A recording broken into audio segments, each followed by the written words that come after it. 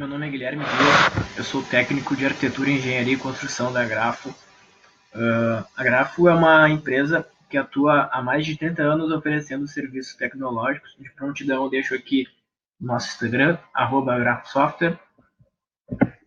E hoje eu vou falar um pouquinho sobre as novidades que o Revit 21 tem nessa nova versão.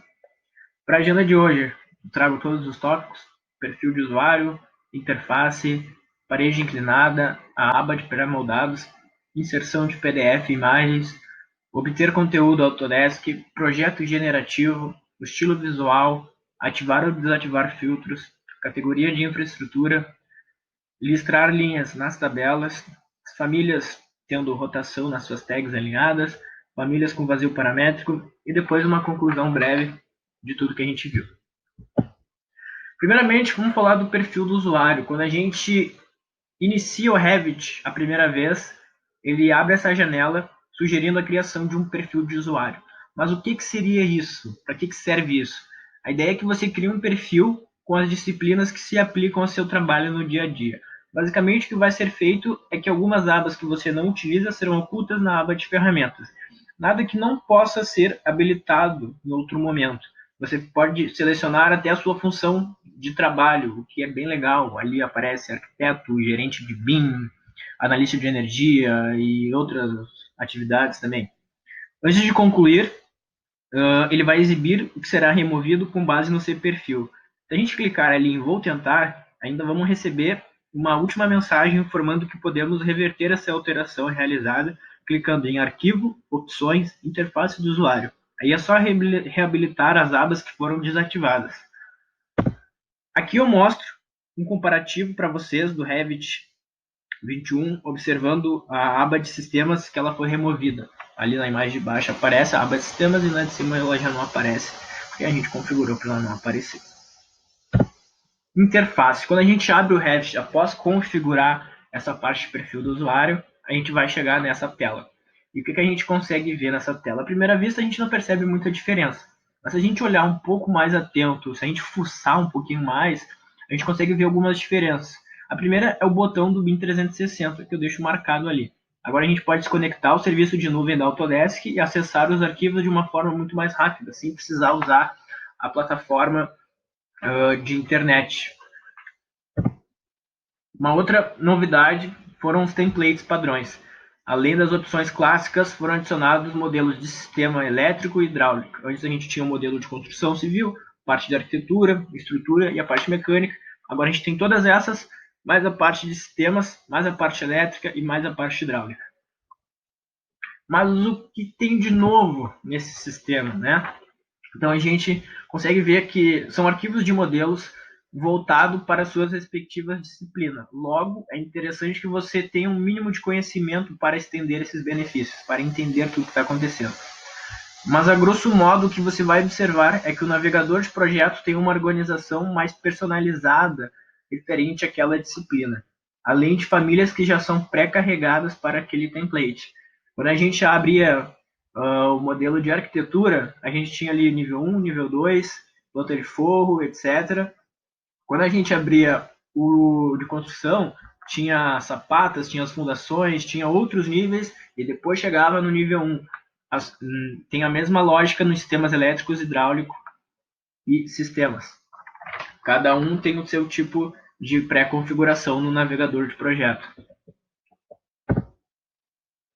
Paredes inclinadas. Esse era uma ferramenta que muita gente pedia há muito tempo.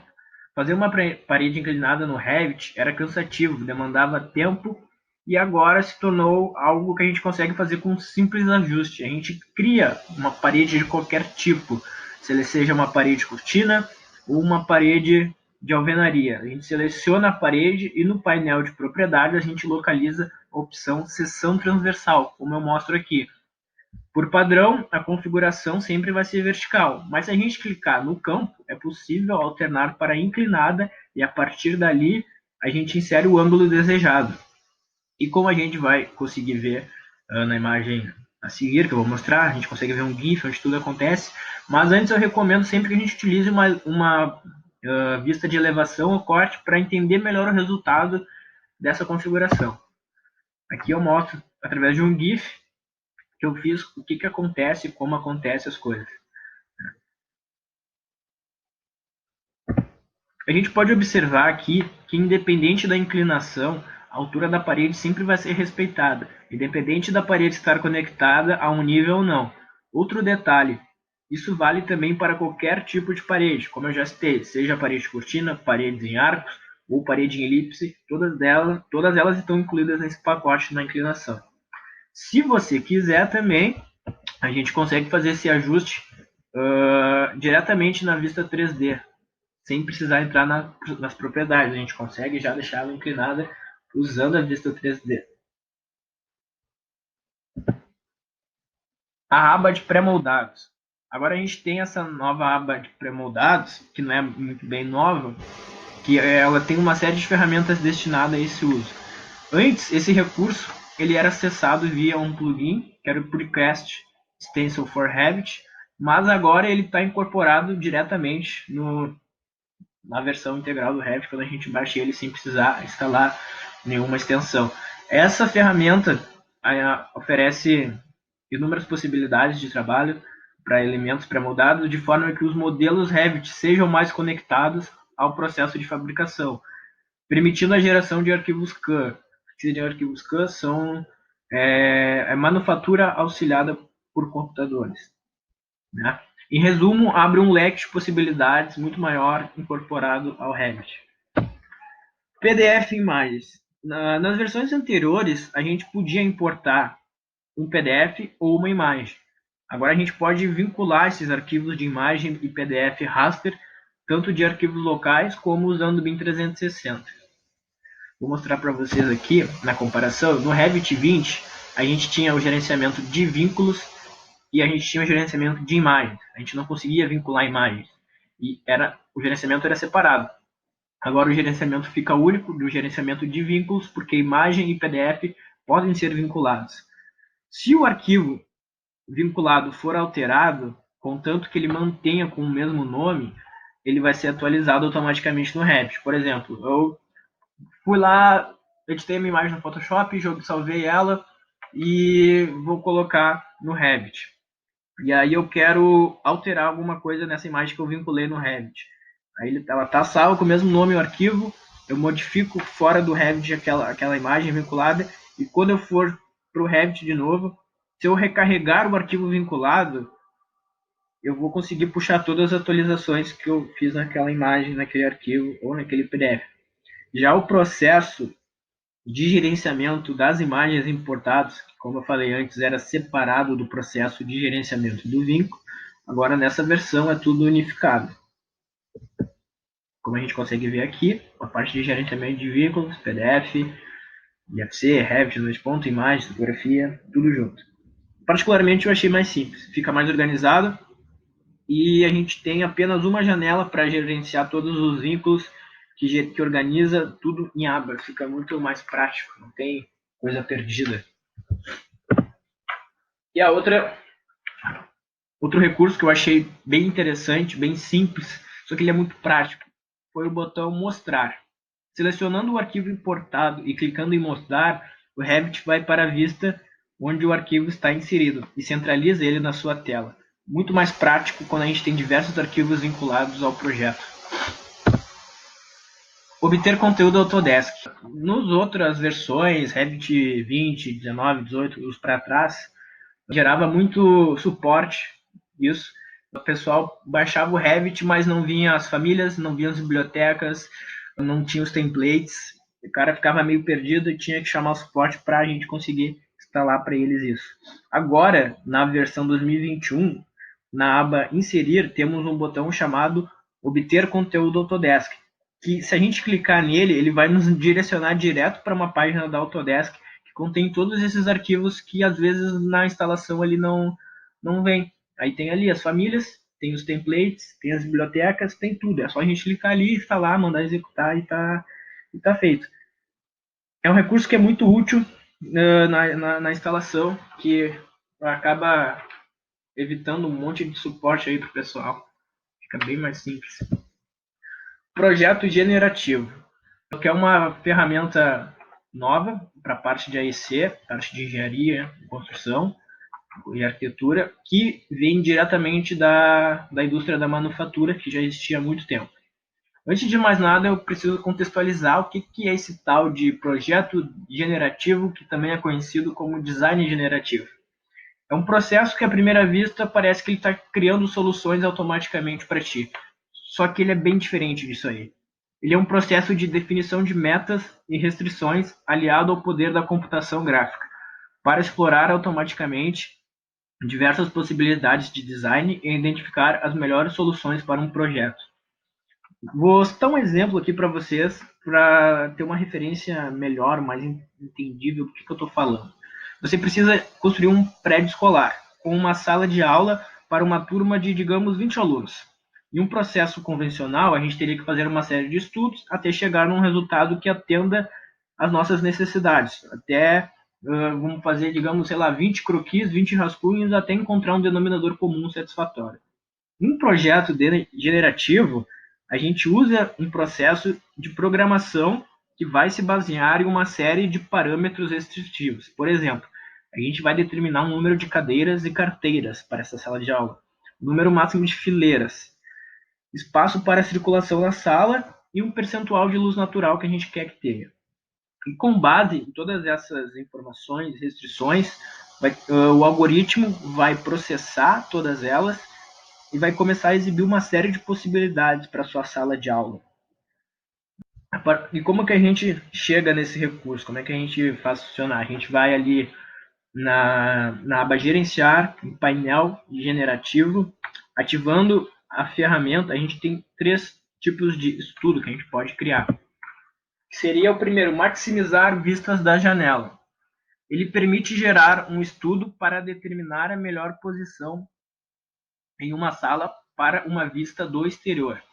Também tem a opção de massa de 3 caixas. Oferece um estudo para gerar alternativas, para gerar um prédio, usando 3 massas e maximizando a área de piso. E a terceira opção é o layout da área de trabalho. Com este recurso você pode gerar opções de organizadas em linhas e colunas para mesas em uma sala, considerando portas, janelas e colunas em função do formato disponível no ambiente.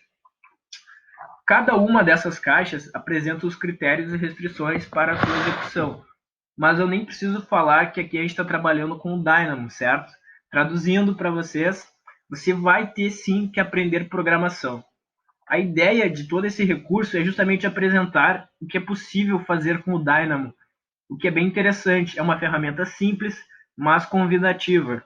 Ela estimula a curiosidade. Até o fator das limitações da ferramenta fazem com que você queira mais, e esse querer mais é justamente incorporar o Dynamo à sua rotina. E é sempre bom achar que o Dynamo não é o fim do mundo na hora de a gente aprender a mexer nele. Estilo visual. No Revit 2020, a gente sempre, quando está modelando, tinha aquelas opções, estrutura de arame, linha oculta, sombreado, realista, cores consistentes, e o Ray Trace, que não conheço muito pessoal que utilizava o Ray Trace. Até por ser, era uma ferramenta que demandava tempo de render, era pesado e deixava nosso computador lento, e às vezes com um resultado nem tão bom. Agora, no 2021, para compensar a remoção do Ray Traced, o recurso que é realista sofreu uma melhoria imensa. Escrever é meio complicado, então prefiro mostrar para vocês um comparativo de imagens na versão 20 para 21. No lado esquerdo a gente tem o Revit 2020 na modo realista, e no 21 a gente tem na direita o modo realista, que tem uma imagem com as cores mais saturadas, as cores mais vibrantes, mais brilhantes, e não uma imagem que talvez não atingisse um nível satisfatório tão bom quanto era nas versões anteriores. O resultado, dentro dos padrões do Revit de qualidade, é quase que um render. Se a gente configurar as opções de exibição de gráfico, de luz natural, a luz interna, para chegar a gente consegue chegar em resultados bem interessantes. Eu nem preciso dizer que esse tipo de configuração fica pesado um pouco, consome bastante até do processamento, só que se a gente criar algumas câmeras e algumas vistas e usar essas vistas, a gente consegue chegar em ótimos resultados de imagem. Aqui a gente consegue ver um pouquinho mais da comparação de uma versão para outra. Ativar ou desativar filtros. Para quem não conhece, filtros são dos elementos mais eficientes disponibilizados no Revit, né? Para quem não conhece, vou explicar de uma forma mais resumida. No Revit, as vistas obedecem um padrão de representação gráfica que envolve as espessuras de linha aplicada aos objetos. Tudo que é desenhado tem um certo tipo de espessura. A parede tem uma espessura diferente da espessura do piso, por exemplo. Então, ao inserir um objeto qualquer, seja uma parede ou um mobiliário, o Revit vai consultar essas configurações que já tem nele e vai aplicar o padrão gráfico ao objeto. A ferramenta de filtro permite que você crie uma exceção em uma vista, onde você pode sobrepor o padrão de representação gráfica para um ou mais elementos daquela respectiva vista. Por exemplo, na imagem do slide, eu criei um filtro para que o mobiliário de um fabricante aparecesse com um contorno em vermelho e um preenchimento em amarelo, destacando os objetos. A gente consegue ver aqui na direita, eu tenho ali meu mobiliário todo amarelo, um preenchimento amarelo, e o seu contorno aparece em vermelho. Na imagem à esquerda, que está tudo normal, eu possuo ainda o meu contorno que não é vermelho, mas com certa espessura nos mobiliários, uma espessura diferente do piso que aparece aí embaixo, ou diferente das paredes no canto. E para acessar a ferramenta, a gente tem que ir até a aba Vista, painel gráfico, e clicar em Visibilidade e Gráfico. Na janela Visibilidade e Sobreposição de Gráficos, a gente tem que ir até a aba Filtros. Nas versões anteriores, a gente podia criar filtro e aplicá-los conforme a nossa necessidade. Mas se você quisesse desativar o filtro temporariamente, não conseguiríamos essa possibilidade. A gente precisaria remover o filtro e, consequentemente, depois a gente configuraria ele novamente. Agora a gente teve uma simples, porém eficiente atualização, que é a possibilidade de ativar ou desativar os filtros. Com isso, não precisamos configurar tudo novamente. Veja as diferenças nas janelas, do Revit 20 para o 21. As coisas mudam drasticamente. Categoria Infraestrutura. Ainda na paleta de visibilidade e gráfico, a gente tem outra discreta atualização, que é um item adicionado. Quando entramos em categorias de modelo, temos a opção Infraestrutura. Deixei apenas a opção de infraestrutura ativada aqui na direita e vemos que temos algumas novidades entre os itens. Ali a gente consegue ver coisas bem específicas de infraestrutura: gerenciamento de vibrações, fundações estruturais, estrutura de ponte, cabos de ponte, armadura estrutural de área, enfim, uma série de recursos que são muito bem-vindos. Tabelas, a parte de listrar linhas. Quando a gente extraiu o nosso quantitativo, se tornava bem complicado para quem não tem tanta facilidade em encontrar, bater o olho assim no que queria ali em algum item, porque era tudo branco, as linhas, a gente não conseguia fazer essa mescla e ficava bem complicado. Este é um ponto agora que se torna bastante detalhado, afinal toda a informação de quantitativos do seu projeto é organizado nessas tabelas. Pensando nisso, essa nova versão do Revit veio com um recurso simples, porém interessante. Agora a gente pode listrar as linhas das tabelas, um recurso que facilita a leitura da informação que está sendo apresentada ali. Para ativar esse recurso, a gente clica na tabela desejada e aí vai liberar a parte de propriedades ali. Clicando na parte opção de aparência, a gente clica em editar e daí observe que em propriedade de tabela temos um novo campo chamado listrar linhas. Para ativar o recurso, basta marcar a opção listrar linhas. Você pode selecionar quais as cores das listras para a primeira ou segunda linha. Basta indicar qual linha você deseja colorir e clicar na caixa à direita para a cor correspondente. O resultado final é o que a gente consegue ver aqui, onde está azul e branco variando. Essa configuração só é aplicada às tabelas no Revit. Para que isso seja replicado nas tabelas que serão inseridas nas pranchas, você deve marcar a opção Mostrar linhas nas folhas. É um recurso bem simples e é muito bem-vindo. Ele é algo que antes tinha uma certa dificuldade, o pessoal talvez identificar as informações, e agora foi muito facilitado e foi uma mudança bem simplesinha. Rotação das tags alinhadas, as famílias de tags. No Revit 20, nas versões anteriores, a gente tinha, por exemplo, a nossa poltrona aqui, queria fazer a rotação da poltrona e o identificador não rotacionava junto, ele ficava parado e a gente não conseguia fazer ele girar. Agora, tags ou os identificadores de categoria são amplamente usados, né, nos projetos. Porém, quando a gente vai rotacionar os objetos, as tags permanecem na sua posição original, como eu falei. Nessa nova versão, é possível configurar para que a tag rotacione junto com o objeto. Então, para ativar esse recurso, a gente basta selecionar a tag desejada e entrar em editar família. Vamos entrar dentro da família e na paleta de propriedades marcar a opção, como está na imagem, rotacionar com componente. Depois é só a gente recarregar essa família novamente no projeto e esse recurso já vai estar ativado. Isso é importante dizer que não se limita apenas aos identificadores. Também podemos aplicar isso nos cortes, nos identificadores dos cortes. Se o corte está inclinado, nada mais justo do que uma vista com o mesmo alinhamento. O corte está ali na diagonal, o identificador do corte também consegue ficar agora no mesmo alinhamento. Família, os vazios paramétricos. Uma das coisas que eu mais levei tempo para me acostumar foi com o sistema de formas de vazio do Revit. Por questões de um melhor controle paramétrico no Revit, quando precisamos fazer um recorte, utilizamos um outro sólido com função de negativo, onde ele subtrai o trecho que precisa ser recortado. Apesar de parecer confuso, esse processo é muito eficiente. Porém, nós não tínhamos um controle da forma de vazio. O resultado era ou ela cortava ou não cortava o sólido. Dava para fazer umas gambiarras, mas nem sempre dá certo, dá trabalho, às vezes não é muito preciso. Agora as formas de vazio têm uma opção chamada cortar geometria, como a gente consegue ver aqui. O acesso à ferramenta é simples, basta a gente criar uma forma de vazio dentro de uma família, por exemplo, eu criei dentro da família porta, e no painel de propriedades marcar a opção cortar geometria. Como a gente consegue ver aqui, a paleta propriedades, a porta já está selecionada, eu vou em gráficos, cortar geometria, entro dentro da opção, e aí, quando eu entro dentro da opção ali, clico na porta e vai ter as opções de recorte, e aí eu determino o meu recorte.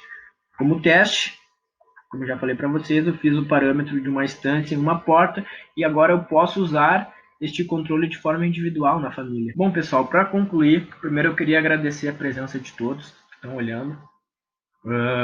Peço que, se gostou do vídeo, dá um like, se inscreve no canal. Sobre o Revit, eu não sei se a gente pode concluir sobre tudo, porque eu falei apenas sobre a parte de novidades gerais de arquitetura, não falei sobre os recursos MP e de estrutura, pois achei que o vídeo ficaria muito extenso. Eu acredito que essa versão trouxe muitas melhorias e recursos muito interessantes, né? O Revit é um aprendizado constante. É sempre bom ouvir dúvidas dos usuários, por muitas vezes a gente descobre coisas que nunca passaram pela nossa cabeça e a gente não fazia ideia que existia tais ferramentas. É sempre muito bom ter essa troca de informação com o pessoal que usa, está no início, está mais avançado, o pessoal que está ali no meio. É sempre legal que a gente aprende sempre coisas novas. Eu peço que vocês nos sigam nas redes sociais, que tem bastante novidade que a gente posta. No Instagram da Grafo, @grafosoftware, no Twitter, @grafo_software, no Facebook, Grafo Software, e no nosso LinkedIn, Grafo Software. Eu deixo também o nosso site, tem algumas informações lá a respeito de treinamentos, de cursos, de licenças. E se vocês tiverem alguma dúvida, eu peço que enviem um e-mail para guilherme.dias@grafo.com.br. Só queria agradecer novamente e até a próxima. Valeu!